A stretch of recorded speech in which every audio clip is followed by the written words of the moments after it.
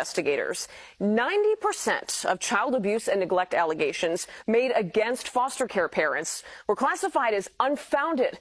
Tonight, Dave Savini talks with former foster children who say the system lets abusers get away with it as the number of allegations continues to rise. There is a serious issue with Dcfs.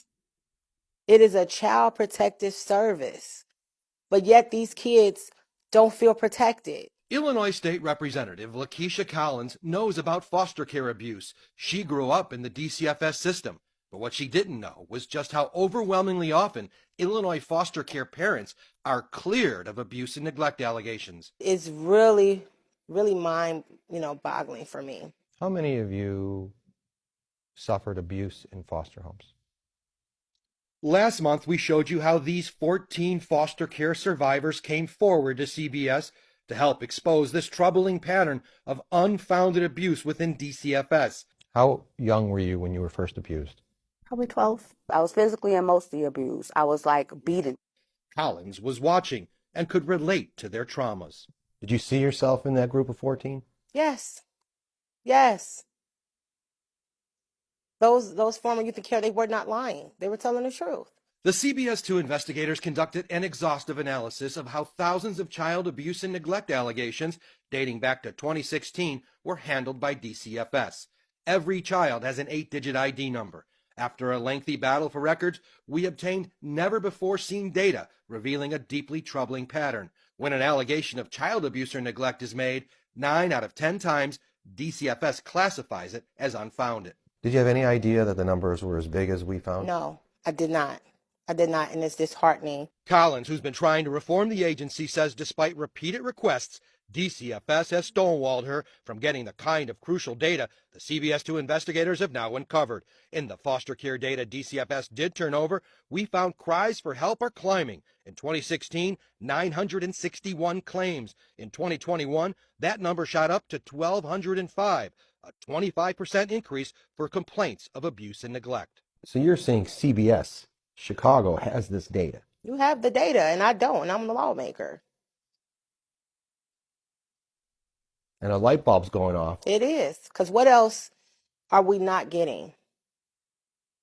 The most common form of abuse we found in the Dcfs data involves physical harm and neglect allegations like bone fractures, head injuries, burns, and torture. In a staggering number of these allegations, 91% unfounded by Dcfs investigators.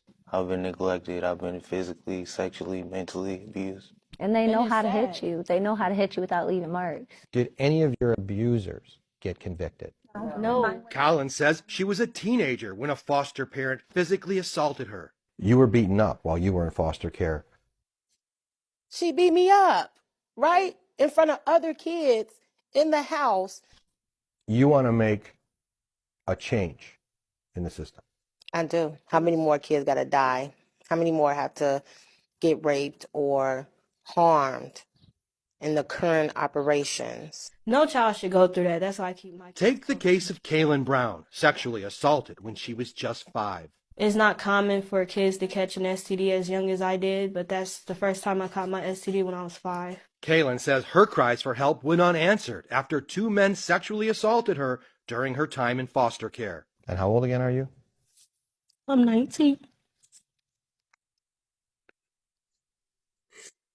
Kaylin says despite trips to the hospital and rape kits, Dcfs left her in abusive homes. The data the CBS 2 investigators obtained contains more than 6,000 abuse and neglect allegations made against 3,200 foster parents. And while nearly 90% of all abuse and neglect allegations were deemed unfounded, sexual offense allegations like sexual abuse risk, molestation, penetration, and exploitation are also unfounded by Dcfs 88% of the time. What did the Dcfs data that we uncovered and organized, what did that say to you? What did you see in those numbers?